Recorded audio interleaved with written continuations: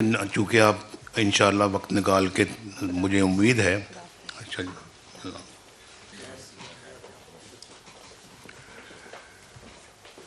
تو اچھا مریم آج میں اپنی اس میں سب پوائنٹس ہیں جو منشور میں موجود ہیں، لیکن چونکہ آپ انشاءاللہ وقت نکال کے مجھے امید ہے. اچھا جی.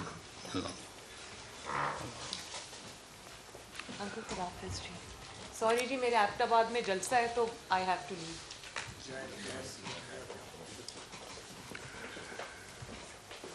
تو اچھا مریم، خدا حافظ. اللہ حافظ.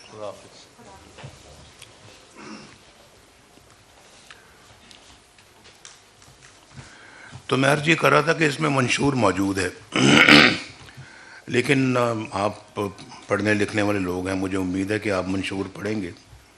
منشور ماشاءاللہ بڑی محنت سے تیار ہوا ہے، جس کے لیے میں محترم عرفان صدیقی صاحب کو اور مریم اورنگزیب کو اور جن لوگوں نے بھی اس میں حصہ ڈالا ہے، دل کی گہرائیوں سے میں ان کو مبارکباد پیش کرتا ہوں.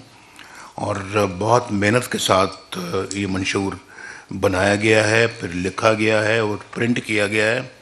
اس کو آپ ضرور پڑھیں، اور ہمارا پورا ارادہ ہے کہ اگر حکومت میں آنے کا اللہ تعالیٰ نے ہمیں موقع دیا تو اس پہ عمل پوری طرح سے کریں گے انشاءاللہ. تو میں تھوڑا سا منشور سے ہٹ کے کچھ باتیں کروں گا، دو چار باتیں، یہ لمبی تقریر کا ارادہ نہیں ہے میرا. تو میں مثال دے رہا تھا کہ اس سے پہلے ایک مثال یہ تھی کہ 2008 سے لے کے 2013 تک پیپلز پارٹی کی گورنمنٹ تھی. بڑے ہمارے ان کے ساتھ معاملات تھے. چارٹر ڈیموکریسی کی بات کر چکا ہوں، ججوں کی بحالی کی بات کر چکا ہوں. وعدہ کرنے کے باوجود انہوں نے اس کو پورا نہیں کیا، جب تک کہ ہمیں لانگ مارچ کرنا پڑا. آپ کو یاد ہوگا کہ لانگ مارچ جیسے ہی گجرانوالہ پہنچا تو بحالی کی جو خبر آ گئی. شہباز صاحب کی گورنمنٹ جو ہے نا، وہ اس وقت انہوں نے توڑ دی تھی. یہاں گورنر رول لگا ہوا تھا.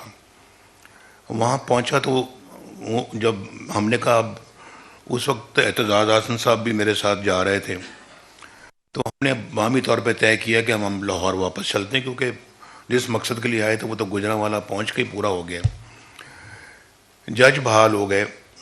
لوگوں نے مجھے کہا جی کہ آپ لانگ مارچ کو لے کے جائیں اسلام آباد. میں نے کہا کیوں؟ کہ شہباز صاحب کی گورنمنٹ نہیں آپ نے بحال کروانی. میں نے کہا وہ تو میرا مقصد نہیں تھا یہاں لانگ مارچ کا، وہ تو اپنا ایک علیحدہ ایشو ہے، اس کے لیے ہم اپنی جدوجہد کریں گے، اور لیکن ہم اپنا اس کے لیے اسلام آباد ہم نہیں جائیں گے، لانگ مارچ کی شکل میں ہم وہاں نہیں جائیں گے. اصول تھا، ہم نے اپنے اصول پہ ہم نے عمل کیا. چارٹر آف ڈیموکریسی کی بہت خلاف ورزیاں ہو رہی تھیں، ہم نے اس کو بھی برداشت کیا. ایک بہت نامور صحافی ہیں کراچی سے، انہوں نے مجھے ٹیلی ویژن کے اوپر جو ہے نا وہ لائن پہ لیا. میں اس وقت ٹریول کر رہا تھا اسلام آباد سے لاہور، بارش ہو رہی تھی، رات کا وقت تھا. مجھے کہنے لگے جی کہ آپ اب اس حکومت کے خلاف کب لانگ مارچ کریں گے؟ اس حکومت نے تو پاکستان کا بہت برا حال کر دیا، تو کب لانگ مارچ کریں گے، کب اس کو ختم کریں گے؟